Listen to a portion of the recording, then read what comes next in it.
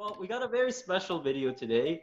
There's a lot to talk about and many things that we're going to explain later when it comes to the actual video.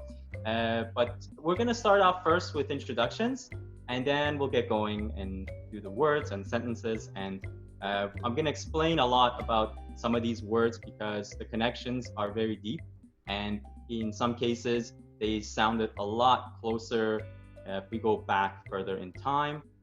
But we'll get to all of that later. So we'll just start off right now with introductions. So you can go ahead, Aanandi, and introduce yourself. Hello everyone, this is Aanandi. I'm from Mumbai, India, and Sanskrit has always been my interest, and this is my second time with this channel. It's a pleasure to have you back. Hi everyone, hi. I'm Arnika. I'm from India and from England, and I'll be representing Sanskrit along with Aanandi today. Great, thank you. Hi, my name is Aryana. I'm Iranian and I speak Persian. Great, thank you so much. So now we're going to start off. The first word is going to be in Sanskrit. The first word is shakha. Can you repeat that? Yes, shakha. Maybe try changing the "a" on the end. Shakha. Shakha.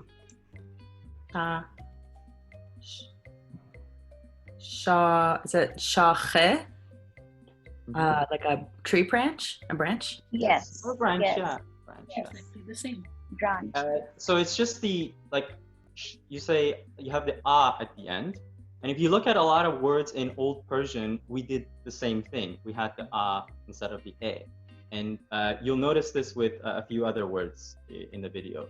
And the other one is the "khe" sound. We also use shakh as in like a horn or whatever. Shakh is. But shakhe itself would be a tree branch. And it is actually a cognate, like they're kind of have the same root. So I think this next one should sound very close to Sanskrit. So Aryana, whenever you're ready, you can read the first Persian word. Okay. Mosht. Mosht.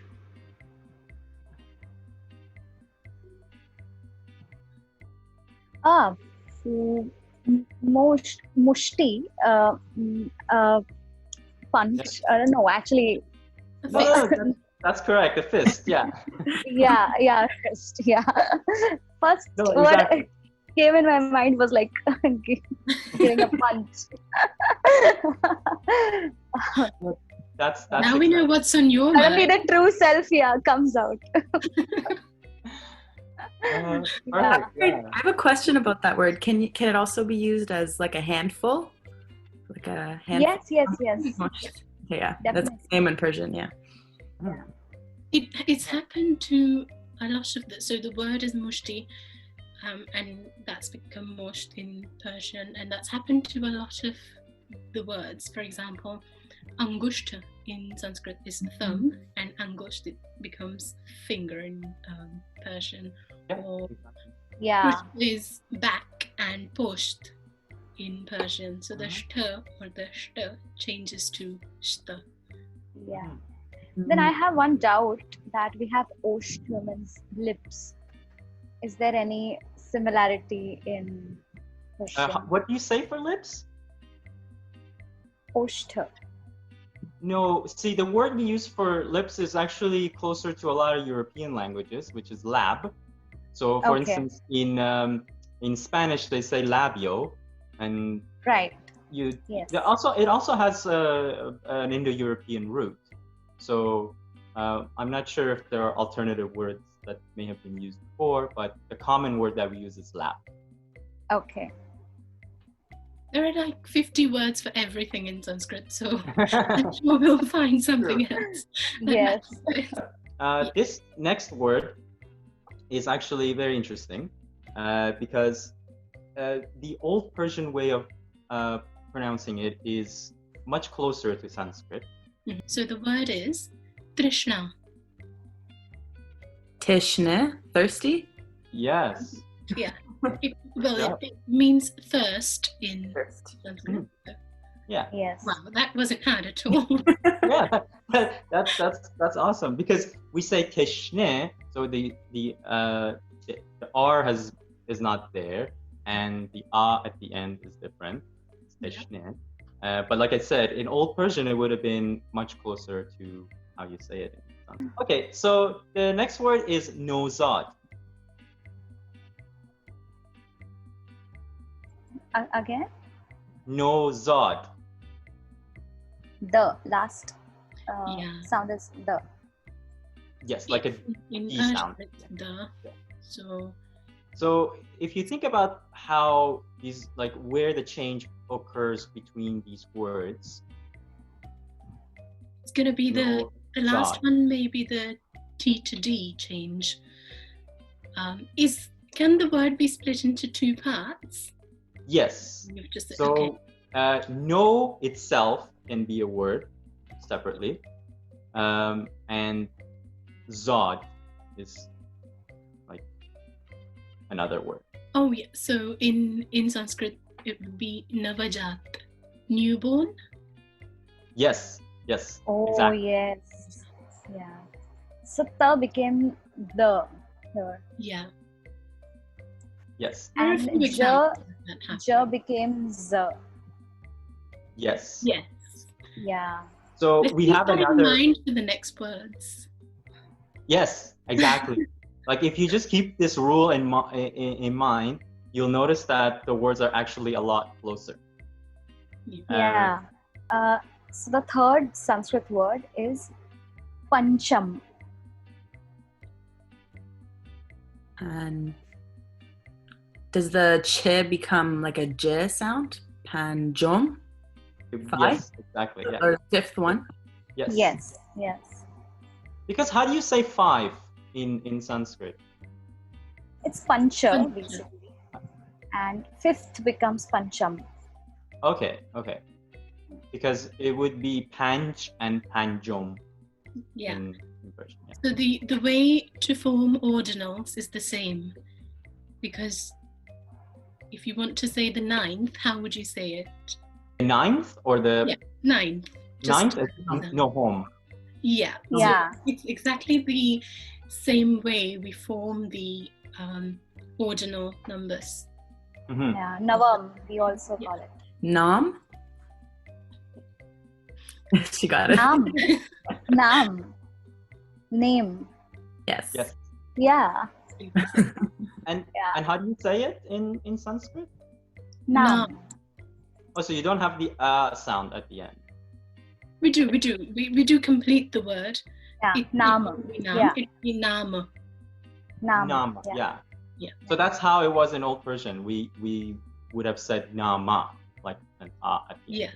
Yes. We have a sound in the ending. The original word is naman, and the first The nominative. It's nama. O. Mhm. O ending sound. Yeah. Charma. Charm? Leather? Yes. Yes. Good job. So one thing I want to mention about this one, I know I keep bringing up Old Persian, but it actually relates a lot to this video. It would have been charman in Old Persian, which is, as I said, much closer to. It gets closer to the way it's pronounced in Sanskrit.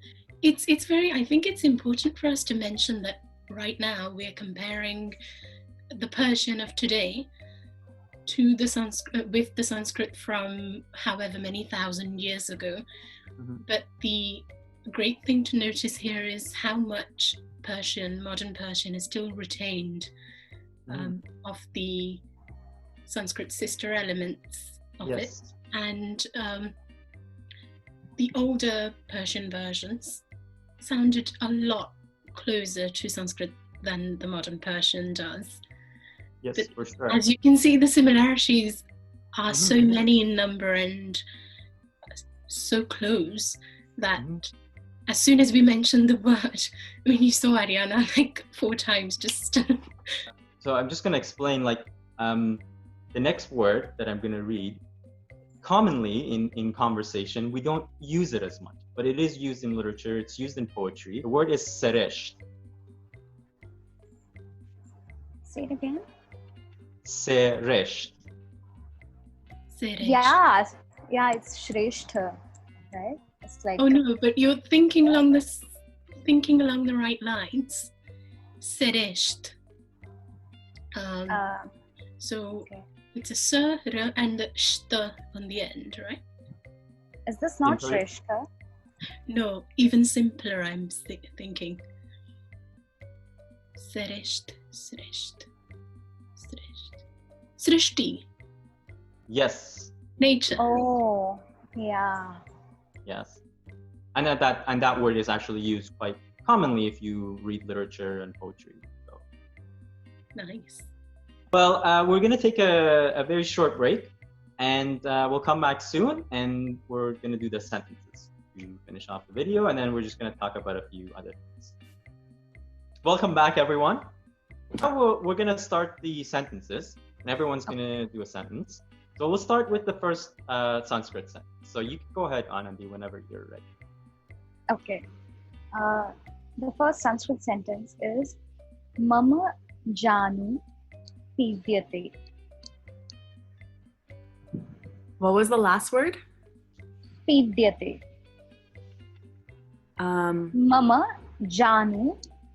Is Janu Pidyate. ni, Zanu? Yes. Yeah. Yes. And Mama, I'm guessing, is mother? No. No? It's like whose knee, guess. Sorry? Whose knee it can be. My knee. Yeah. And the last one again? Sorry. Pidyate.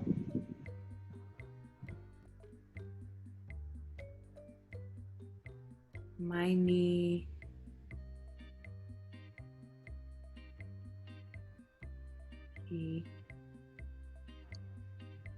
I don't think that's close to the Persian word. Maybe just guess a verb.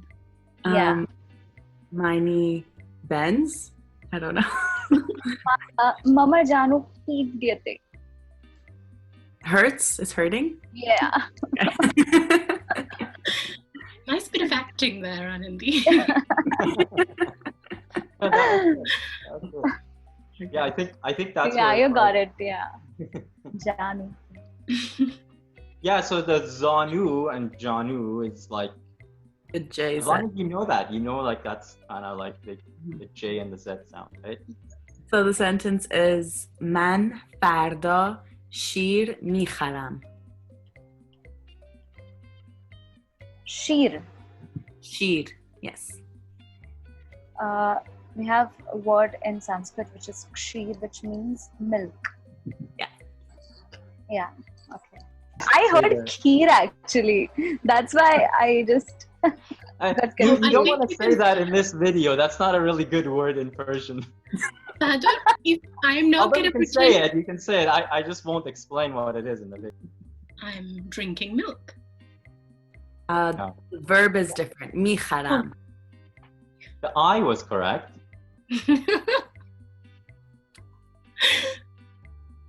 Mikharam. You're buying milk. Yes. Yes. And then the rest of The it. rest, yeah. So mad fact. I'm buying milk tomorrow. Yes. Yes. I have a lot to say about this next word as well in Sanskrit. But you can say your sentence first and then we'll do it. So the sentence is Apah eva jivanam. Is it water? Up? Yeah. Yes. Up. Can you say it again? The other two words? Apah eva jivanam. The other two might be slightly tricky. Water. Walking is something. Water is wet. Should I give her a clue? Yeah, go. Yeah. It's more of a slogan. So imagine A slogan. something like that. Yeah. Water is, I don't know, valuable. Life. Life, yes. Life? Oh. Yeah. Life. So what is life? What is the word for life? Jivanam. Jivanam. Okay. So Can you say it again and then just kind of like explain it? Yes. So, apa eva jivanam. And it means water itself, or water verily is life. Water is life. Yeah. So most often when there are references to water in Sanskrit, or the ones I've come across, they use the word jala and not apa. But this is a term used in the Vedas, the ancient scriptures. And it's sort of conjugated in an unusual manner. Aanandi and I were talking about this yesterday. Yeah. So yeah, we didn't want to make a sentence that was, I'm drinking water, because we wouldn't normally use apa for that. We would say jala. I did want to say something else about the word water. In Old Persian, we say ab in Modern Persian with a B sound. But some Iranian languages have actually still retained that. Like, for instance, in the Baluchi language, they still say ab with a P sound. But in Modern Persian, we say it with a B. So it's a very important note that relates to this specific word. And also, the Old Persian, there's a very good book on Old Persian language. And if you look at a lot of the words, Old Persian has retained the P from Sanskrit, but the change from P to B or P to F is more to do with the Arabic influence on Persian. Yes. Than the language having changed itself from Sanskrit. Exactly. So I'm going to say a sentence. I just want to say, like, this is not how you would normally say it. Like, when we speak in a conversation colloquially, like, it's different, right? So I'll just say the sentence and say the words in a way that I think would be easier for you to understand. آسمان چقدر ابری است. Yeah. Again, please. آسمان or آسمان چقدر ابری است. Asman is the sky. Yes. Is that Chandra? No. So that would be, I know what you're talking about. Abri is the clouds. Yes. Abri is a cloud. Yeah. Abra. Yeah. And as, I think, is quite commonly used. So I'm saying Osman, or now I'll just say it like the way you would say it in a conversation. Like if I was talking to somebody, I would say Asamun chaqat abriye. Like that's how I would say it, right? Which sounds good. So, Osman chaqadr abri as. But like I said, like the way I would say it to somebody if I were talking, especially the colloquial Tehrani way of speaking would sound very different, right? Well, that was very good. I think you just kind of like still figured out the sentence by like just putting two and two together.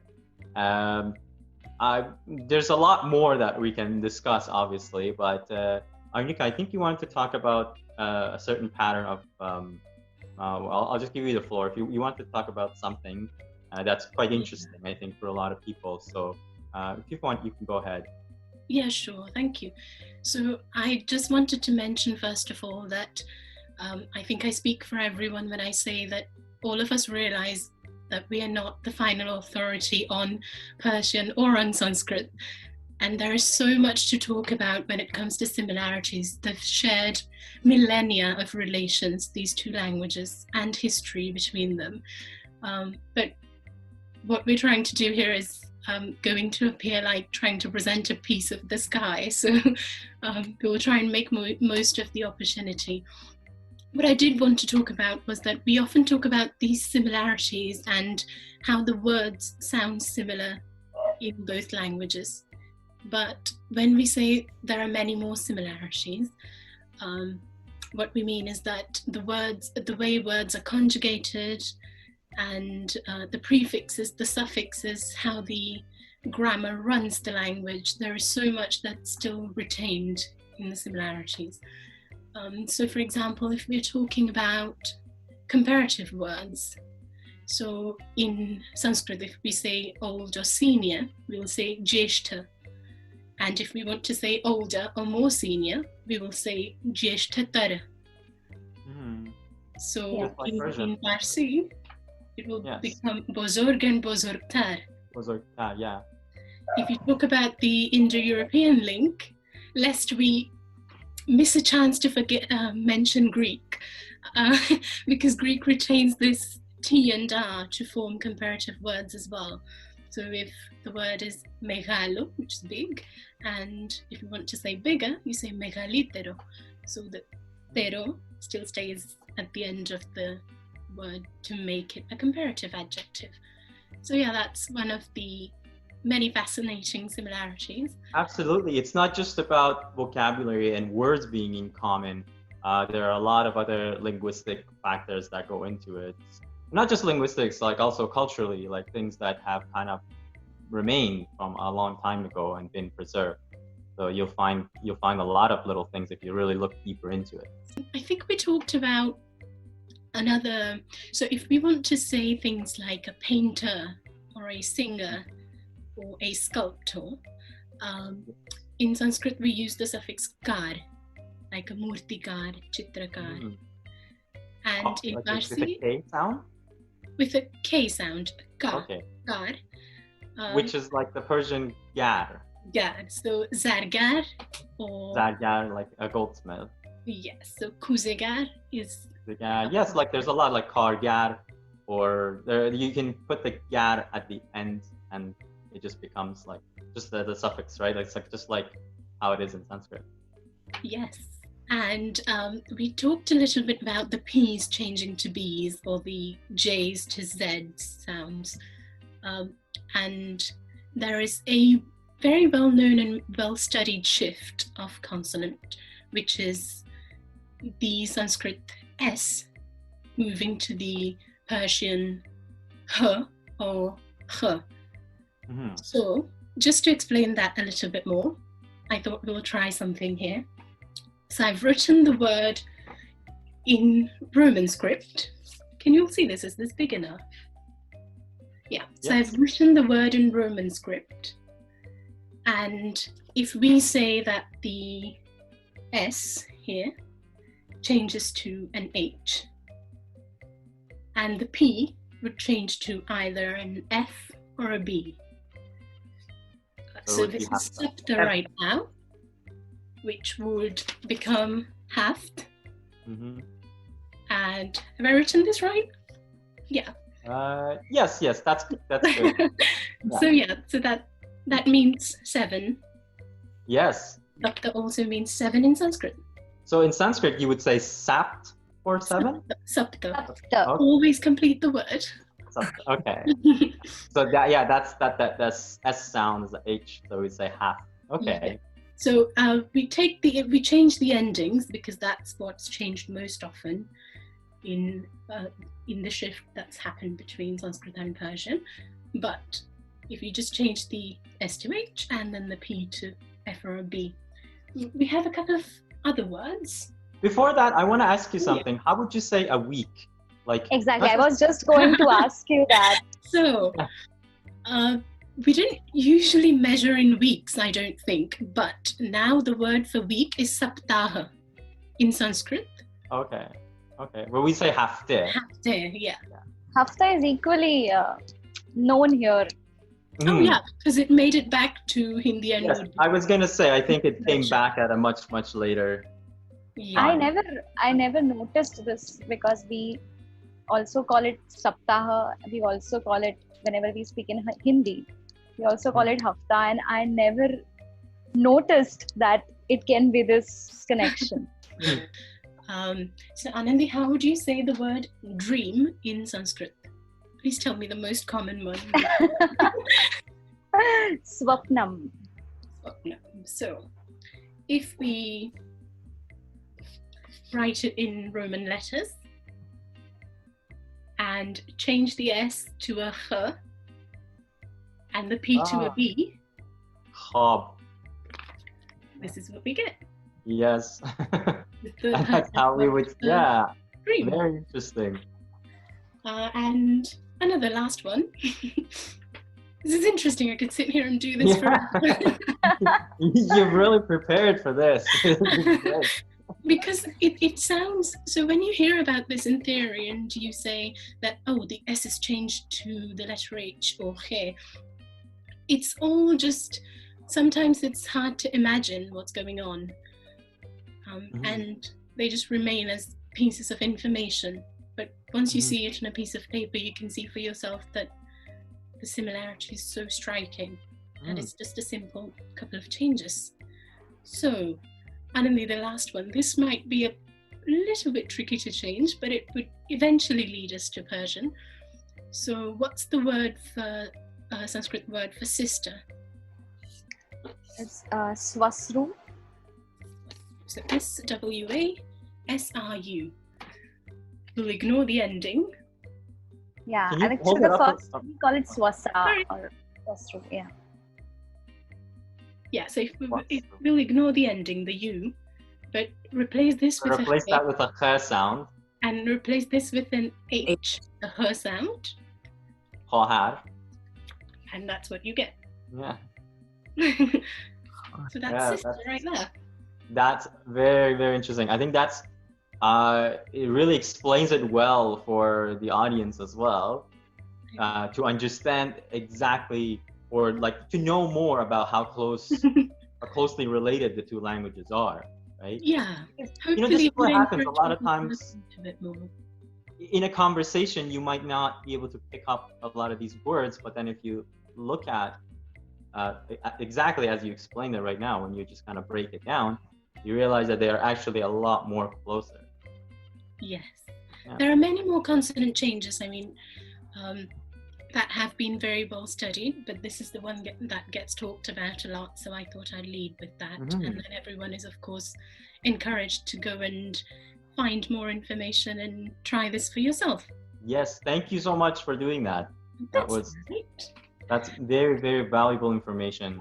Another thing that I'd like to mention here is the confluence of two languages, Sanskrit and Farsi, that has led to two other beautiful languages, Hindi and Urdu. And I don't think we can conclude this video without talking about those. I say that I know Hindi or I speak Hindi, and then people hear me talking to other people who say they speak Urdu and say, how do you understand each other and how does that work? So the trick there is that the skeleton of both of those languages is the same, and what is different is the vocabulary in terms of nouns and adjectives in Urdu, which is a lot more Persian and Arabic than just Sanskrit and Hindi both put together. So when I try to explain this to my friends here, I always try to use the analogy of the colors purple and violet, because they're both made from the two same colors, red and blue. But in purple you have more red, and in violet you have more blue. So yeah, that's a great example. Somewhat the explanation for Hindi and Sanskrit. I remember a post you shared, Bahadur, about the Old Persian language, and you shared the old alphabet as well in it. Yes. And the alphabet, the script used now to write Modern Persian is the Arabic script, and it's been adapted for the Persian language. But the Old Persian script that you've shared, the order of the alphabet is so much closer to Sanskrit, or actually it's just a simpler version of the Sanskrit alphabet. Yes, and it's also left to right, whereas now we write go right to left. Yeah. Yes. And the thought behind that, it's a very interesting connection between the alphabet and a little bit of chemistry here. So I just thought I'd explain it quickly. So the Sanskrit alphabet, if you look at the Roman alphabet and you start writing the letters from A to Z, if you have enough room, you can write them all on one line. But when it comes to Sanskrit, the alphabet is arranged two-dimensionally. So the first part is the 16 vowels that we have, That's like 70% of most alphabets. But yeah, we have 16 vowels in Sanskrit, so they come first. And then the consonants are arranged somewhat like this. So the first row is guttural, so they're all sounds like g, k, g. Yeah, velar sounds. Yeah. So then there's the ch, ch, j, j, nya. So these groups are basically the point of articulation. So where you have to touch your tongue to pronounce these letters. So the last one, for example, this group is called the Labials. We talked about lab before. So you cannot pronounce the last line without your two lips touching each other. For example, p, p, b, m. And then the one above is t, t, d, d, n. So your tongue touches your teeth when you pronounce these. So we'd say these are only 25, we're still missing about 10 underneath. But just for simplicity, I've taken these 25. And the interesting part is that Mendeleev, when he was proposing the two-dimensional structure of the periodic table in the 19th century, wanted to honor this connection between how the Sanskrit alphabet is two-dimensional and how the periodic table that he had proposed was also two-dimensional and had room for undiscovered elements. So what he did, it said that to honor the connection between the two, he named 8 of the unfound elements, sort of semi-Sanskrit names. So there's a very nice paper about it from Professor Subhash Kak. I'll share that in the link below so everyone can have a look. But so some of the names were Eka, aluminium. So that Eka was meant in the sense of beyond aluminium, something beyond it. The names have been superseded now. So Eka aluminium is a gallium, or Eka silicon is germanium. And he had a couple of dvi and tri as well. But I think it's a lovely example of how languages don't just give you sounds and ways to communicate, it's a whole new way of thinking, that two-dimensional structure. And it can lead you to so many more things in life, in discoveries, than just sounds and talking to each other. Yeah. And actually, the same thing, we just saw bilabial sounds, pa, pha, ba, bha, ma. So even if that day we did Sanskrit and Tamil video also. So the what to replace with what is it comes very easy for us. Pa is the first is probably it can be replaced with the third one. That is ka can be replaced with ga. Like you said, kari, karigar or kar. That similarity we saw, or the ap and ab sound, or punch and punj sound, so it's always the first is replaced with the third, or second is replaced with sometimes fourth. So it's a little pattern is there, and it's a little easier for us. That's right. So yeah, the pancham are changing to panjom. The ch and the j are still in the same line. And the first on or even the S to H that we talked about, the S and the H appear in the same line underneath. Actually, we just touch one more thing here. If you just actually just have like your hand here, and if you say ch, and if you say j, there's a little bass line is played with j, the third one. The same thing is happening, added that one bass line, or the same as k and g. Same thing is happening, only that bass is added with g. That's the singer speaking right there. Yeah, that's true. There's one important aspect that we deliberately didn't discuss because of the number of differences in pronunciation or meanings, perhaps. The names of animals. There are just countless names of animals that have stayed almost the same from Sanskrit to Persian. Talked about mush and mushak, which is mouse. Then Oh, I think Ushtra. horse. How do you say horse?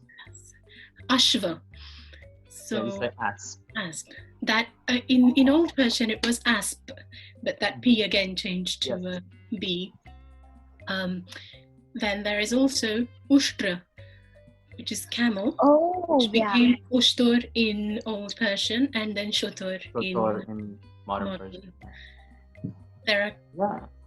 I think if you go down the list, you're gonna find a lot of them. I think that would be a good exercise for people who watch this. If you want to just like go Yeah. through and look at compare the name of the animals, you'll see that there's a lot of common, especially with the explanations that Arnika gave before. If you kind of replace the letters and see.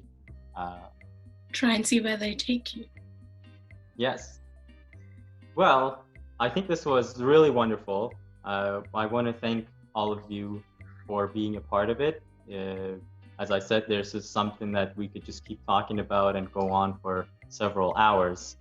But I think we did cover a lot of important stuff, and it was really great. So I want to thank you again for being a part of this. Thank you. Thank you. I know it was a video that many people wanted to watch, many people wanted you to make, so it's nice that things have come together for us to talk about this. We have tried to bypass the very common, the mother and father and brother. Yeah, those are very common in other Indo-European languages, so we didn't want to just repeat those. Yeah, I mean, you probably already know the links or have heard about them somewhere anyway, and they extend all the way to Europe. Yes. So if you treat this as something that encourages you to look further into the history and the topic, we'd be very pleased. And as always, I want to thank Badur and Sharzad for the beautiful channel, for the opportunity, because I know that there are many people who've studied these languages at a much higher level, and they have a lot of knowledge about them. They've done a lot of scholarly work about this, but it is lovely to get a chance to represent these languages that we all love so much on this platform. There were two people I wanted to thank especially. The first one being my cousin Prathamesh Biwalkar, who's a student of Sanskrit and loves the language very dearly, and he helped me with a few of my doubts. And the second one is Dr. Balaram Shukla, who is a scholar of Sanskrit and Persian, and he shared a lot of valuable insight and his knowledge, so I'm very grateful. I also want to thank Mr. Prasad Bhire, Dr. Prasad Bhire, who helped me for this video also, and the previous one, which was Tamil and Sanskrit, for that as well. That's wonderful. That's great to hear. Thank you so much again. Thank you. Have a good day and night, depending on who I'm with. And thank you again. This was wonderful. Take care. Thank you. It was nice meeting you all. And you.